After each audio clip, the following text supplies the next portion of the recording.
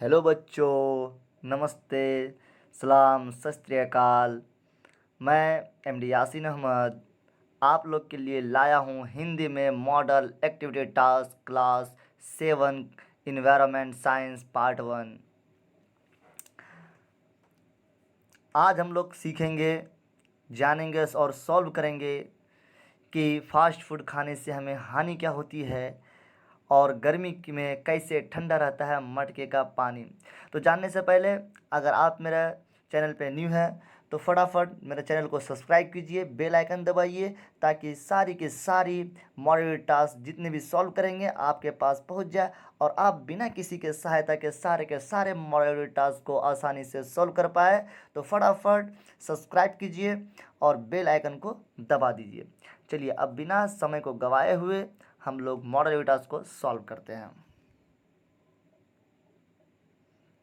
ये हमारा है क्वेश्चन पेपर जो हम लोग को स्कूल के द्वारा मॉडल एक्टिविटी टास्क दिया गया है। इसमें से 6 क्वेश्चन है और 6 का 6 क्वेश्चन हम लोग सॉल्व करेंगे और सॉल्व करने के साथ साथ समझने का भी प्रयास करेंगे। बच्चों, आप लोग से रिक्वेस्ट है कि आप लोग घर से बाहर ना निकले और घर में रहें, सुरक्षित रहे, घर में ही इसे प्रैक्टिस करें, लिखें और स्कूल खुलने पर ही इसे जमा करें। पहला क्वेश्चन है, रासायनिक सूत्र लिखना है। क्या लिखना है बच्चों? रासायनिक सूत्र लिखना है।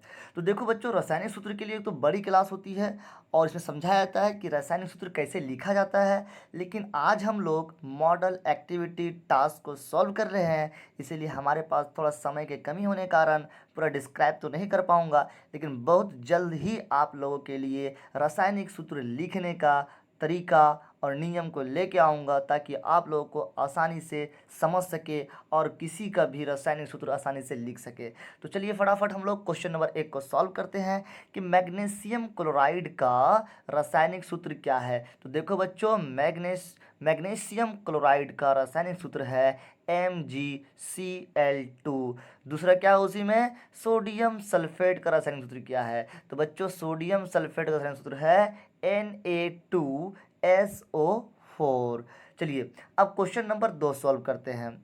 फाइटोकेमिकल हमारी क्या सहायता करता है? तो बच्चों सबसे पहले जानना पड़ेगा हमें कि फाइटोकेमिकल होता क्या है। तो बच्चों, फाइटो के मतलब होता है पादप यानी पौधा, और केमिकल तो मतलब है कि रसायन। तो पौधे से निकलने वाला जो केमिकल होता है उसे ही फोटोकेमिकल कहते हैं, है ना। और फोटोकेमिकल हमारे शरीर को किस तरह से सहायता करता है, तो सबसे पहले जानते हैं कि जो पौधे का जो फाइटोकेमिकल है वो हमारे शरीर में पहुंचता किससे है, किस के जरिए पहुंचता है। तो आइए हम लोग जानते हैं कि फाइटोकेमिकल जो होता है वो हम लोग जो फल फूल या सब्जी या फ्रूट जो खाते हैं उसमें फाइटोकेमिकल पाया जाता है, और जो फल फूल जो खाते हैं, फल फ्रूट जो खाते हैं उसके जरिए हमारे शरीर में ये फाइटोकेमिकल पहुंचता है। इससे हमें सहायता क्या मिलती है? इससे हमारे हड्डियों को मजबूती मिलती है ना। देखो 1 नंबर में लिखा हुआ है कि हड्डी को मजबूत करता है कौन? फाइटोकेमिकल। अब नंबर 2 क्या है? कैंसर की संभावनाओं को कम करता है। इसके अलावा बहुत सारी सहायता करती है, लेकिन कम से कम हमको 2 याद रखना है कि हड्डियों को मजबूत करता है फाइटोकेमिकल और कैंसर की संभावनाओं को कम करता है। चलिए फटाफट क्वेश्चन नंबर 3 को सॉल्व करते हैं। लिखा है कि मिट्टी के घड़े में जल ठंडा रहता है क्यों?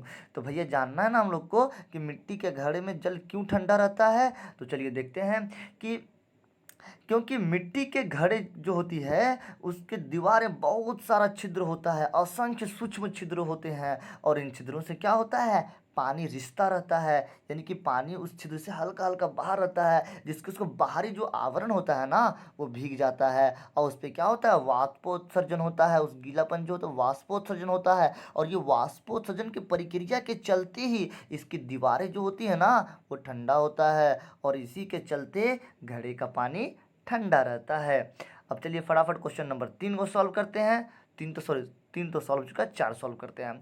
4 नंबर में है कि प्रतिदिन chowmein, egg roll, pastry, biryani इत्यादि जैसे फास्ट फूड खाने से क्या हानि होती है।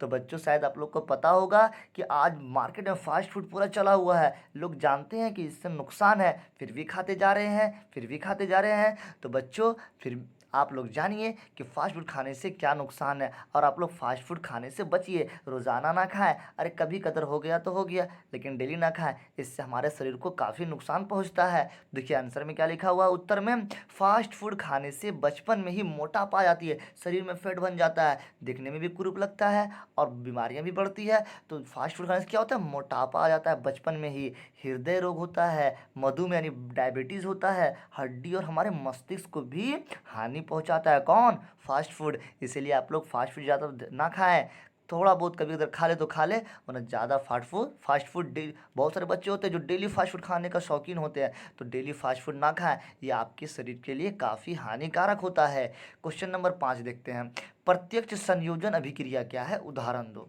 प्रत्यक्ष संयोजन अभिक्रिया क्या है, उदाहरण दो। तो प्रत्यक्ष संयोजन अभिक्रिया क्या है, वो जिस अभिक्रिया में क्रिया कारक जो होता है मौलिक पदार्थ होते हैं, और वो दोनों आपस में सीधे संयोग करके पदार्थ बनाते हैं, प्रतिफल में उत्पन्न करते हैं, उसे ही अभिक्रिया को प्रत्यक्ष संयोजन अभिक्रिया कहते हैं। जैसे नीचे एग्जाम्पल दिए हैं बच्चे, देखो 2H2O प्लस O2, 2H2O माने हाइड्रोजन, O2 माने ऑक्सीजन, दोनों तो मॉलिक्यूल है, मौलिक पदार्थ है, दोनों मौलिक पदार्थ आपस में संयोग करते हैं और डायरेक्ट एक पदार्थ बनाते हैं 2H2O, जो जल कहलाता है।